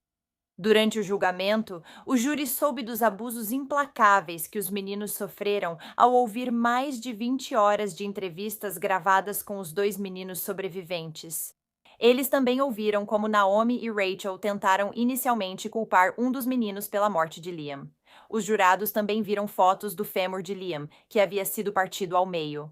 Vários membros do júri foram às lágrimas quando um vídeo policial mostrando o corpo do menino foi exibido no tribunal. Ao depor, Naomi Fee, de 28 anos, disse ao tribunal que Liam nunca era punido em casa porque não havia necessidade.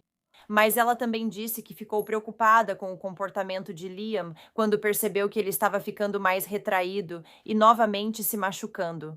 Ela afirmou que o comportamento de Liam só começou depois que um de seus irmãos mais velhos passou a apresentar comportamentos sexualizados em relação a Liam. Ela disse que desde então Liam nunca mais foi o mesmo.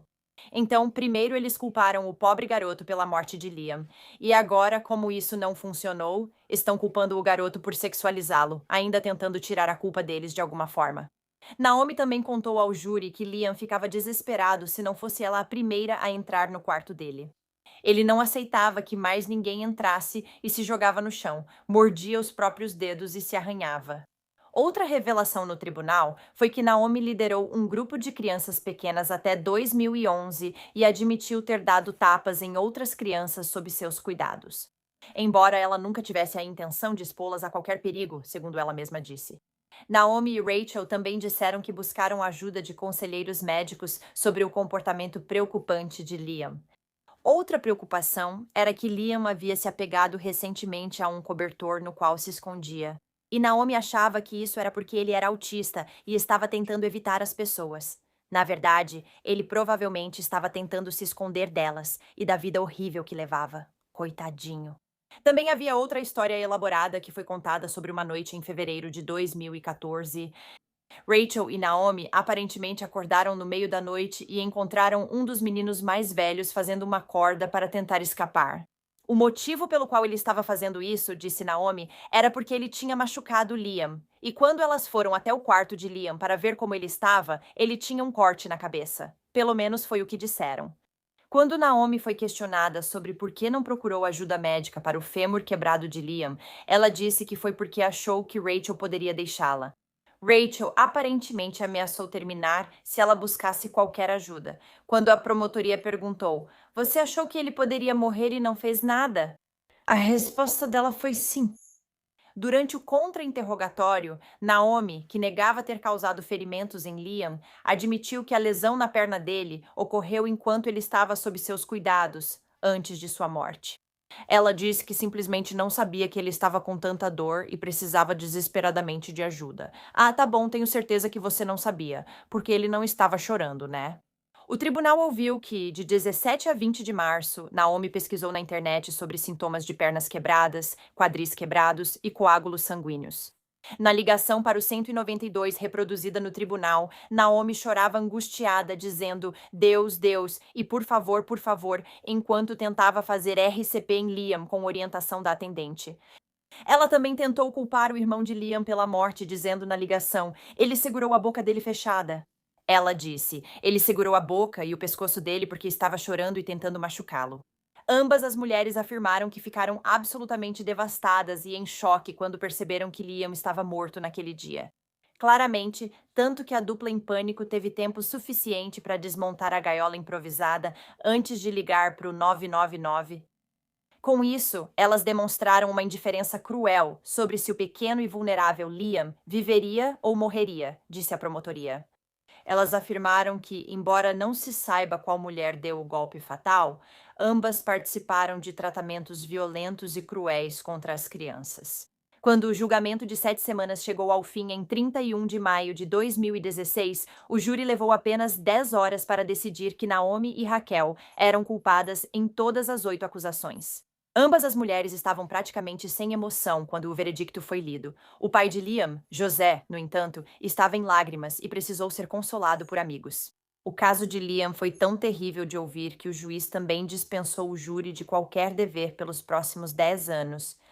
Após o julgamento e antes da sentença, a mãe de Naomi, Janice, ainda afirmava que sua filha e Raquel eram inocentes, dizendo que elas amavam os meninos.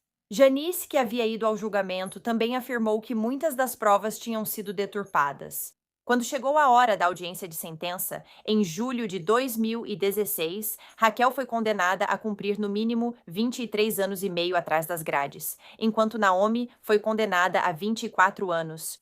As duas mulheres deveriam ficar na penitenciária de Curtin Vale, mas Raquel foi transferida para a prisão de Salton, em Edimburgo, pouco antes da sentença.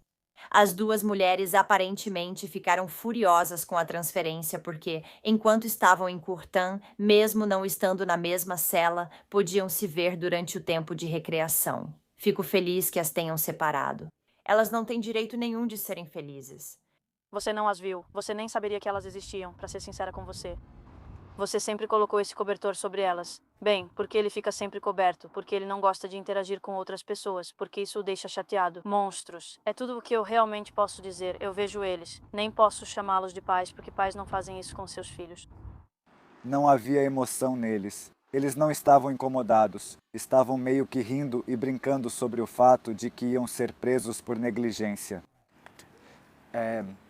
Como sabiam que seriam condenados por negligência de qualquer forma, falavam isso rindo e brincando, tipo, acha que vamos ficar na mesma cela juntos? E coisas assim. Semanas antes da morte de Liam, uma funcionária do Hospital Vitória havia alertado os serviços de proteção à criança. Uma assistente social que estava na região foi enviada à casa dos Fee depois disso para verificar como Liam estava. Quando a assistente social chegou, as duas mulheres não permitiram sua entrada no quarto de Liam, onde afirmaram que ele estava. Elas disseram a ela que Liam sofria de autismo e que se um homem estranho entrasse em seu quarto, ele ficaria inconsolável por horas depois. Então, ela não viu o garotinho naquele dia. Se tivesse visto, talvez percebesse a condição terrível em que Liam se encontrava e pudesse salvá-lo. Devido a essa negligência, assim como muitas outras no caso de Liam, uma revisão significativa do caso foi iniciada depois que Rachel e Naomi foram condenadas. Esse relatório concluiria que houve falta de interesse profissional no caso de Liam. As justificativas dadas pelas duas mulheres aos assistentes sociais sobre os ferimentos de Liam foram aceitas repetidamente sem questionamentos. Além disso, as informações já disponíveis sobre o caso de Liam não foram revisadas nem consideradas antes de tomar decisões sobre o seu bem-estar. A assistente social Leslie Bate, envolvida no caso de Liam, foi considerada culpada de má conduta pelo Conselho de Serviços Sociais da Escócia. Mantiveram 12 acusações contra a ex-assistente social, que foi proibida de atuar na área. As conclusões contra Leslie incluíram que ela não relatou várias visitas, não avaliou adequadamente os riscos e não comunicou casos para outras equipes de apoio. Em vários casos, incluindo o de Liam, tudo isso resultou em negligência por parte dela. Comentavam que a assistente social Leslie se sentia intimidada por Naomi e evitava ir à casa, preferindo chamar a família Fee ao escritório para conversar. Também falavam que Leslie era desorganizada e não mantinha registros claros. A questão é que Leslie não era a assistente social envolvida no caso de Liam no período anterior à sua morte. Na verdade, ela tinha sido a assistente social que entrou de licença médica em abril de 2013. O caso dele não foi repassado para outra assistente social. Então, embora Leslie saiba que cometeu alguns erros, ela não acha que deveria ser a única a ser culpada. Um banco memorial em homenagem a Liam Fee foi instalado em um parque localizado em Fife. Uma campanha de arrecadação para o banco levantou mais de 800 libras, um pouco mais de $1.000. O banco foi instalado no Parque Memorial de Thornton, próximo à área de recreação infantil. Bem, obrigada por ouvir toda a história de Liam hoje. O que esses 3 meninos viveram foi horrível, e os 2 irmãos mais velhos dele tiveram sorte de sair daquela casa vivos. Essas mulheres são absolutamente desprezíveis, e eu ouvi que Naomi, depois do julgamento, estava se gabando de ser a garota mais importante na prisão. É revoltante e enfurecedor que ela e Rachel tenham matado Liam, mas seria ainda pior agora se elas estivessem aproveitando a vida de alguma forma. Elas merecem passar pela mesma tortura que fizeram aqueles 3 meninos passarem dia após dia.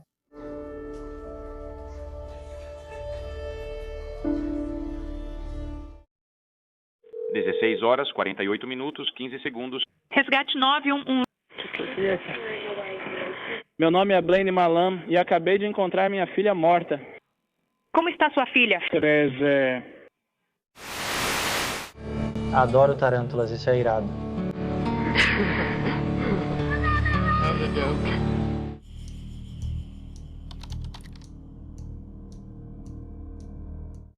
Amora Ben Carson nasceu em 12 de novembro de 2007, filha de sua mãe, Jessica Carson, e de seu pai, Arlene Mutina. De acordo com a família, ela era uma criança feliz, cheia de vida e nunca chorava. O pai da menina só a viu 2 vezes em sua breve vida, pois servia nas Forças Armadas no exterior. Jessica, mãe de Amora, era adolescente e ainda cursava o ensino médio quando começou a namorar Blaine Keith Malam, pouco após descobrir a gravidez. Jessica conheceu Blaine online e logo começaram a namorar. Na noite do baile de formatura dela, ficaram noivos e pouco depois passaram a morar juntos. O casal parecia feliz e diziam que Blaine tratava Amora como filha. Então, na manhã de 2 de dezembro de 2008, a polícia recebeu uma ligação muito desesperada de Blaine, dizendo que tinha encontrado a menina de 13 meses morta. 48 minutos, 15 segundos. Resgate 911. Meu nome é Blaine Malam e minha filha, acabei de encontrá-la morta. Como está sua filha? 13 meses. 13 meses de idade. Certo, deixe-me te conectar com o serviço de ambulância, tudo bem? Senhora. Nós vamos tentar a RCP de qualquer forma. Ok? Coloque ela no telefone agora. 51 minutos, 26 segundos. Oh. Sim. Pegue ela. Blaine Jantar Murray. Você está aí? Vocês ficarem enrolando não está ajudando ela em nada. Se ele não vai fazer isso, você pode largar o telefone, ir pegar o bebê e trazê-la até o telefone. Quando os socorristas chegaram à casa no condado de Russ, Texas, 20 minutos depois, encontraram uma cena aterrorizante. Amora estava deitada inconsciente perto de um buraco no chão do banheiro, que estava sendo reformado. Havia sangue por toda parte e o corpo da pequena estava rígido. Ela estava completamente espancada, com pelo menos 18 costelas quebradas, inúmeras escoriações e 24 marcas de mordidas humanas que cobriam seu rosto e corpo. Ela tinha marcas circulares pelo corpo, parecendo causadas por uma lata de Coca-Cola. Quando uma autópsia foi realizada posteriormente, foi descoberto que Amora também havia sido brutalmente abusada sexualmente com um objeto contundente e tão violentamente em ambos os orifícios que eles acabaram se tornando um só. Ela tinha várias fraturas no crânio que se encaixavam como um quebra-cabeça. O cérebro e o fígado de Amora estavam rasgados. Ela apresentava fraturas em espiral no braço, perna, além de costelas quebradas e lacerações na parte inferior da língua. A morte dela foi considerada homicídio, provavelmente por traumatismo contundente e estrangulamento. No entanto, a menina tinha tantos ferimentos graves que não foi possível determinar exatamente qual deles causou sua morte. O perito forense disse que nunca tinha visto ferimentos tão horríveis em uma criança antes. E curiosamente, a pequena Amora não tinha ferimentos anteriores. Era como se essa fosse a primeira vez que ela tinha sido atacada. No trailer onde Amora morava, a polícia encontrou sangue nas paredes de um quarto. Eles também encontraram roupas de cama e roupas de bebê ensanguentadas, uma fralda e lenços umedecidos manchados de sangue. Um tubo de Astroglide e um par de jeans com manchas de sangue também foram encontrados. E depois foi determinado que esse sangue pertencia a Amora.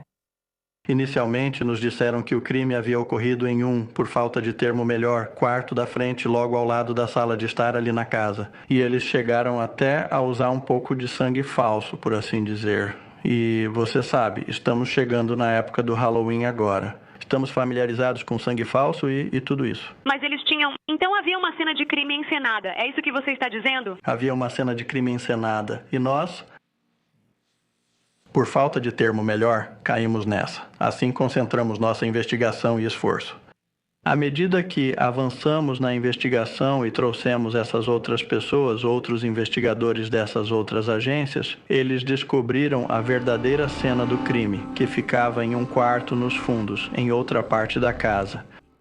A polícia prendeu Jessica Carson, de 18 anos, e Blaine Mallam, de 20 anos, e os acusou de homicídio em primeiro grau. Ambos negaram saber o que havia acontecido com Amora e, em vez disso, sugeriram que ela havia morrido em decorrência de um acidente de carro que tinha sofrido no dia anterior. Quando foram pressionados ainda mais por respostas, eles alegaram que o cachorro da família havia atacado a menina de 13 meses. Essa história mudou mais uma vez, porém, e Blaine chegou ao ponto de fornecer aos policiais nomes de suspeitos e disse que quem tivesse machucado sua filha deveria ser enforcado. Ele disse aos detetives que ele e Jessica subiram a estrada para falar com um homem chamado Clark, para quem faria um trabalho. Eles tinham ficado fora por cerca de 1 hora, e quando voltaram, encontraram Amora no banheiro, inconsciente. Ela foi encontrada dentro do buraco no chão, e de acordo com Blaine, ela tinha um anel de sangue ao redor da boca, e parecia que tinha mastigado o isolamento.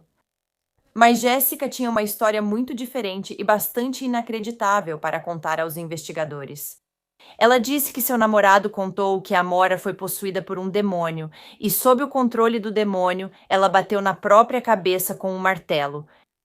A mãe insistiu que Blaine amava sua filha e nunca teria machucado ela. Jessica começou chorando e muito angustiada, mas, segundo os detetives, seu comportamento mudou repentinamente. E ela até começou a se referir a Amora como aquele bebê. Tudo bem, me conte, só comece. Me conte a história sobre o que aconteceu esta manhã. Ok. Do começo? Eles decidiram ir até a propriedade. Então, nós descemos até a propriedade e não planejávamos ficar lá por muito tempo, mas acabamos entrando e começamos a conversar sobre todos os detalhes do trailer e tudo mais. E... Blaine ficou chateado por você ter tido o bebê? Isso afetou o relacionamento de vocês? Ele amava aquele bebezinho. Por que ele machucaria ela? Hã? Por que ele machucaria ela? Ele não faria isso. Por que ele mentiria para mim? Hã? Por que ele mentiria para mim? Ele disse que você se formou com honras na Longview High School. Você é muito inteligente. Vocês ficaram juntos hoje de manhã por cerca de 1 hora ou 1h30 e as histórias de vocês não coincidem. Um de vocês está mentindo para mim ou os dois estão mentindo? Agora é a hora de você me contar a verdade sobre o que aconteceu. Vamos colocar tudo para fora. Essa é a única maneira disso ficar certo. É a gente colocar tudo para fora. Então agora só me conta o que aconteceu. Eu nunca machucaria aquele bebê. Me conta o que aconteceu. Eu também não faria isso. Me conta o que aconteceu. Ele ama aquele bebezinho. Só me diga a verdade do que houve. Fala logo para aliviar esse peso do peito. Porque isso vai te corroer por dentro se você não falar. Isso vai te consumir por dentro. Não, Me conte o que aconteceu. Eu poderia contar, mas você não acreditaria. Eu vou acreditar em você. Não, você não vai. Eu vou acreditar em você, eu prometo. Se você fizer isso, os outros policiais não vão acreditar. Isso começou a me assustar. E, sabe, agora isso entrou na Amora. E então eu disse, ok, bem, não podemos, fazer um exorcismo ou algo assim pra nos livrarmos disso? Mas Blaine voltou pra fora e eu disse, por que você entrou correndo na casa gritando Amora? E ele disse, Deus me disse que ela pegou aquele martelo e estava se batendo na cabeça, e aquelas marcas na cabeça dela eram, eu acho, do martelo, onde ela estava se batendo, ou aquele demônio estava batendo nela na cabeça. Agora, Jéssica sempre foi conhecida por ser uma mãe amorosa que cuidava muito bem da filha, mas ela mudou pouco tempo depois que conheceu Blaine. A garota, que antes era bem arrumada e extrovertida, logo começou a não se importar mais com a aparência e foi ficando cada vez mais retraída. Isso provavelmente se devia ao fato de que Blaine estava se tornando cada vez mais violento, manipulador e controlador com ela. Ele havia se tornado tão controlador que invadia as contas de redes sociais de Jéssica e a fazia ir trabalhar com ele todos os dias para poder vigiá-la. Em outubro de 2008, Jéssica já havia cortado a comunicação com praticamente todos os familiares e amigos. Ela também nunca saía de casa, a menos que fosse para ir a algum lugar com ele. O chefe de Blaine dizia que ele tinha sérios problemas de controle e um pavio muito curto. Ele tentou falar com Blaine sobre seu comportamento controlador e afirmou que, se continuasse, Jéssica provavelmente o deixaria. Mas a resposta de Blaine foi que, com o bebê, não parecia que ele e Jéssica realmente teriam um futuro juntos de qualquer forma. Uma vez, a amiga de Jéssica, Crystal, foi visitá-los no trailer e ficou dentro com Amora, enquanto Jéssica e Blaine discutiam do lado de fora. Blaine estava com uma arma e ameaçava se machucar enquanto Jéssica tentava acalmá-lo. Logo, a amiga ouviu um tiro e Jéssica explicou que ele tinha disparado a arma no assoalho do carro dela enquanto ela tentava impedi-lo de ir embora. Segundo Shirley, mãe de Blaine, ele deixou de amadurecer emocionalmente aos 12 anos. Ela também testemunhou mais tarde que Blaine tinha um problema intermitente com metanfetamina, que havia recomeçado pouco depois da morte do pai dele. Blaine também tinha antecedentes criminais. Em março de 2007, ele invadiu uma casa e mexeu nos pertences muito pessoais de uma menina de 11 anos. Depois, ele recortou fotos de uma revista adulta e deixou mensagens nelas para a menina, dizendo que gostaria de realizar esses atos com ela. Por isso, ele foi acusado de crime grave de 2º grau, aliciamento de menor. E em agosto de 2008, Blaine foi condenado a 180 dias de prisão.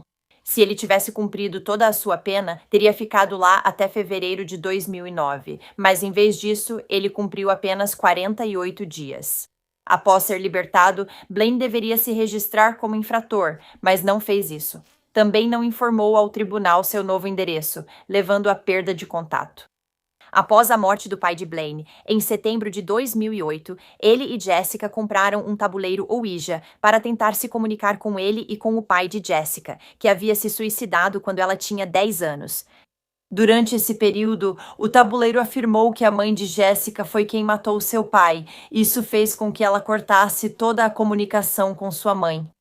Na mesma época, Blaine e Jéssica passaram a achar que o apartamento era assombrado por espíritos malignos. Então eles se mudaram e foram morar no trailer da mãe de Blaine, que ficava em Tatum.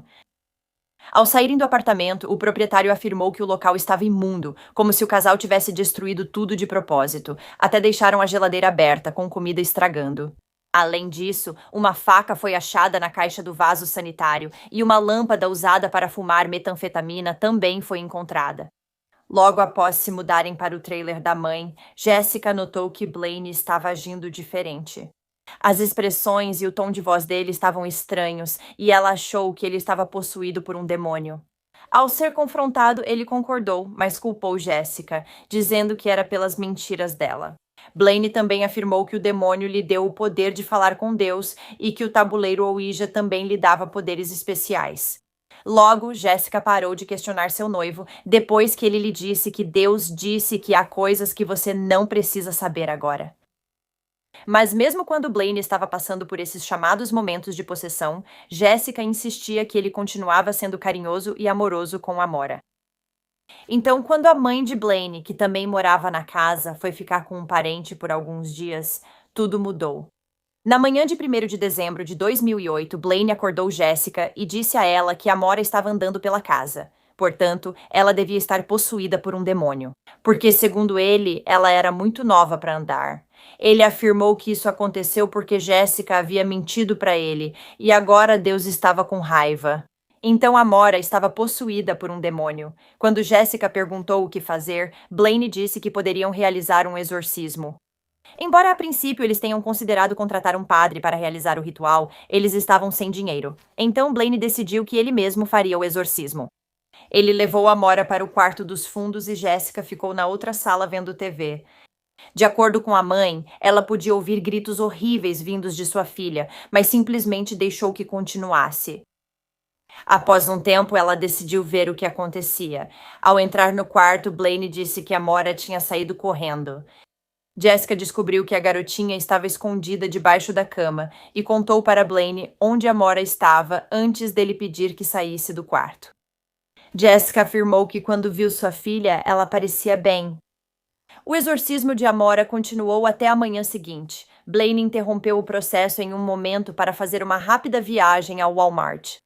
Jessica foi com ele, deixando Amora sozinha em casa.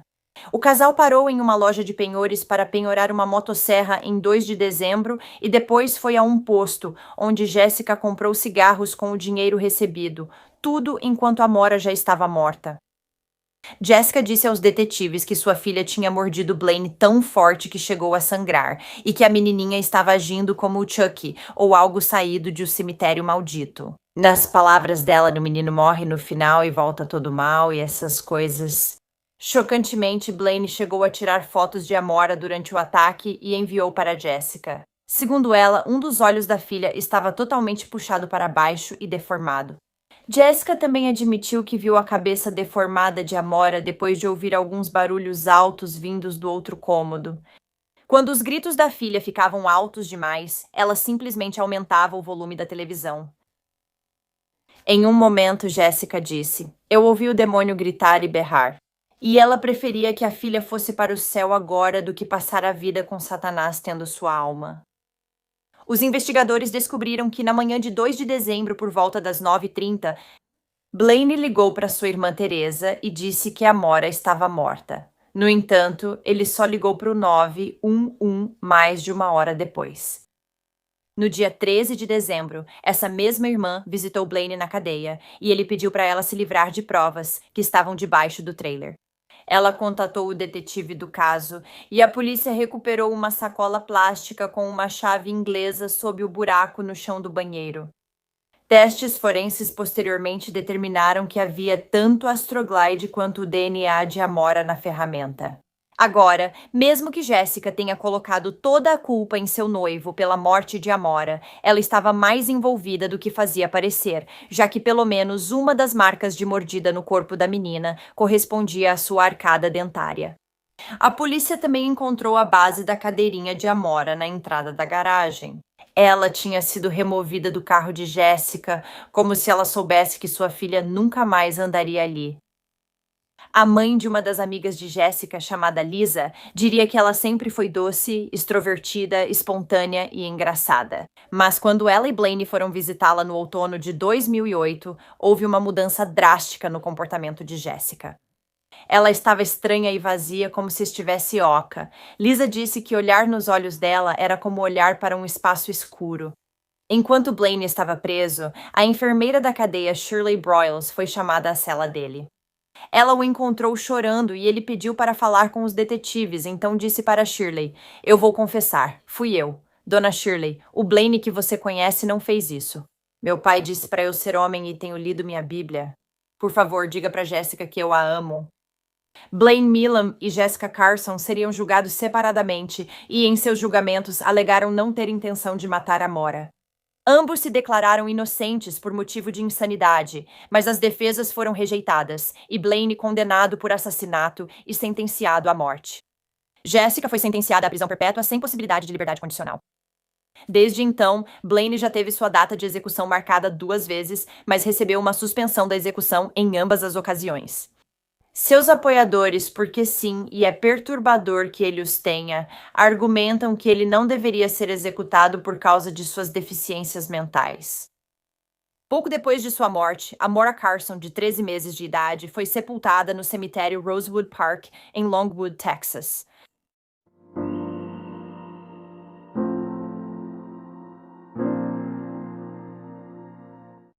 Bem, obrigada por ouvirem a história da Amora hoje.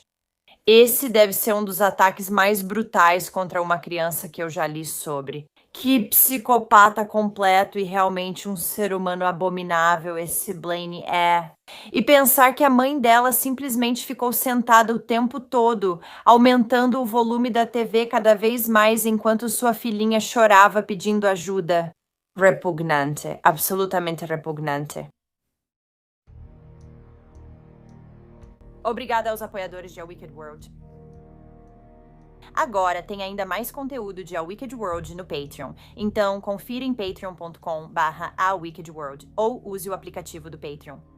Você terá acesso a vídeos exclusivos todo mês e muito mais. Qualquer apoio realmente ajuda a garantir que as vítimas nunca sejam esquecidas e a destacar as falhas da sociedade associadas a cada caso. Você tem uma sugestão de história que gostaria que eu abordasse? Se tiver, me envie um e-mail para awickedworldtruecrime@gmail.com.